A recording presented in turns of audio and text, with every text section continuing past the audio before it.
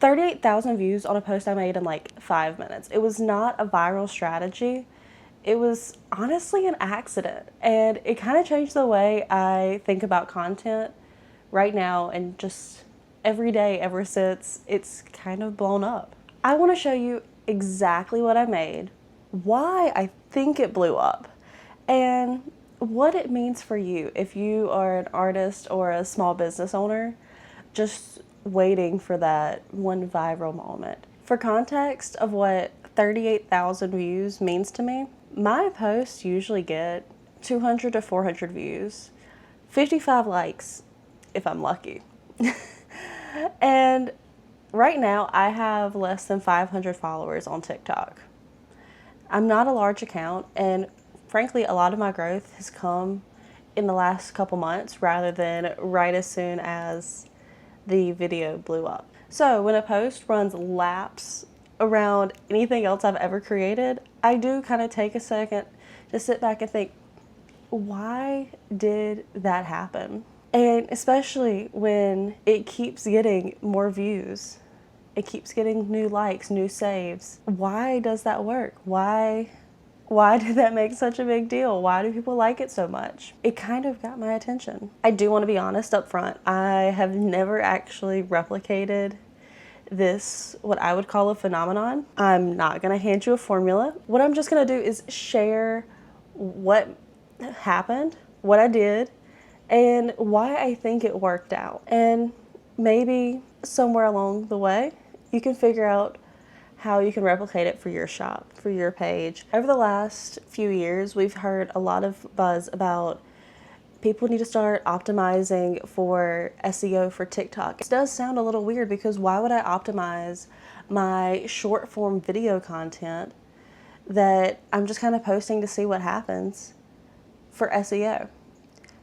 This post that I made a year ago that is still getting views is why. People are more so turning from asking Google all these things to asking TikTok. TikTok has become a leading search engine, in my opinion, especially in learning how to do certain things.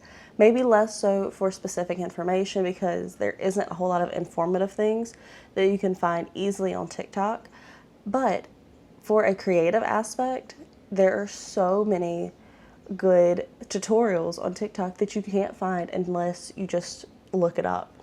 So here is the post I made. It's just a TikTok carousel walking through the products I used and the general process I went through to paint these fun jean shorts.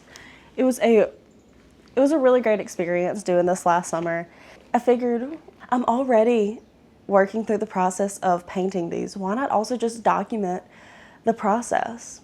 So while I was painting, I was snapping photos of the different things I used, the different steps, and the ways it looked, the ways it progressed as I added more paint, as I added different elements. I popped them all in Procreate and I wrote out by hand the different steps, just try to make it really fun. Then I downloaded them, popped them in TikTok. I didn't use a trending audio. I didn't have a specific strategy for my hashtags. I just tossed them in there with a little caption that said something like painting my jean shorts. So searchable, especially if you're looking up painting jean shorts. But I didn't go in with the thought process that what I was creating was going to get searched a year later. I basically kind of forgot about it, and to be completely honest with you, it didn't get views at first. I think the video flopped in its first few days, and then something happened. I painted these shorts the week before Memorial Day weekend, so very early in the summer, and also a time when people are still kind of getting out of school, trying to figure out their summer plans, trying to get everything taken care of to figure out what they're going to do this summer. I think I may have put it at the perfect time because after I felt like it flopped initially, it got like a rebirth a few days later. And that's something that almost never happens with my TikTok videos. My YouTube videos will pop off 3 days after I post them sometimes. But my TikToks, unless they do well immediately, they don't do well in the long term. But a year later, it's still getting more views, still getting more likes, still getting more saves. It went a little quiet over winter. I kind of forgot it existed. And then it experienced a rebirth once spring hit and the weather started warming up, because people are going back out and they're wanting to paint their jean shorts. They're trying to find fun summer activities, which, super fun summer activity. I highly recommend. I had a blast doing this. And that's what they're using. They're looking up these fun little things to do and having an absolute blast with it. And they're looking at my tutorial to figure out the products that they need to use, because I went the route of not getting any specialized fabric paints. I got a fabric medium to add in with my acrylic paints, which saved a lot of money, because instead of spending $20, $30, $40 on fabric paints, I used my paints I already had and then bought a $10 fabric medium, which helps it work. And I'm in the comments answering people's questions when they ask them. Looking back, I did 3 things right without even realizing any of them. 1, it answered a question people were searching for: how to paint fabric, what products to use, what the finished result looks like. These are things that people are actively searching for and typing into TikTok search bar. I didn't set out to answer a search query. I just posted the process of something I was already doing, something that I knew I enjoyed and I had looked up plenty of times. And it ended up being something people really did want to know. 2, it was specific. I didn't post being creative with denim. It was a step-by-step of creating one thing on one product with the actual products I used, the actual process. Specificity is searchable, vague is more inspiration. 3, it's tied to a season. A new wave of people every spring and summer are looking for new ways to upcycle their jeans that they may have messed up over the winter, or just trying to find something that they can do that's fun with their friends over the summer. That's where this post comes into play. That's what evergreen content is. It is there to be infinitely searchable from the first moment it's posted to the end of all time. And that's where this post lies. It doesn't just perform once and disappear. It finds new audiences over time. Here's the thing though, as artists, we spend so much time working through the process, so much time and energy making things. The documentation is already there. We just need to find a good way to share it.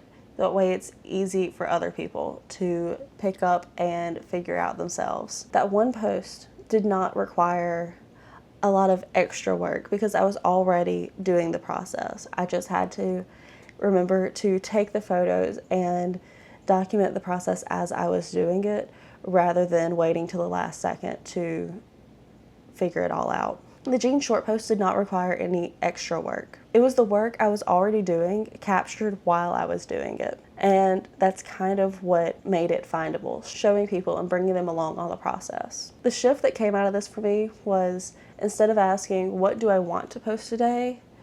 It's more so, what are people looking for right now? What is something that I can answer, that I can help people on? Those questions lead very different contexts.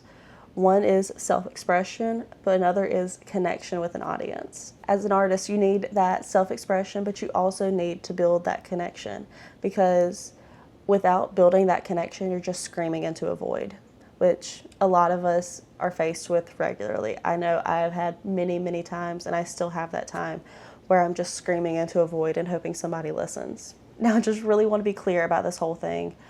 I still haven't fully figured it out. I've tried a couple different times to replicate what worked well with this post, and I have yet to replicate it. I know it happened in this one case, but I'm still very inconsistent on getting more views in the same way. And honestly, I'm still making posts that are for me rather than my audience specifically, or the things that people are searching for across TikTok. The goal isn't to turn your art into a keyword search.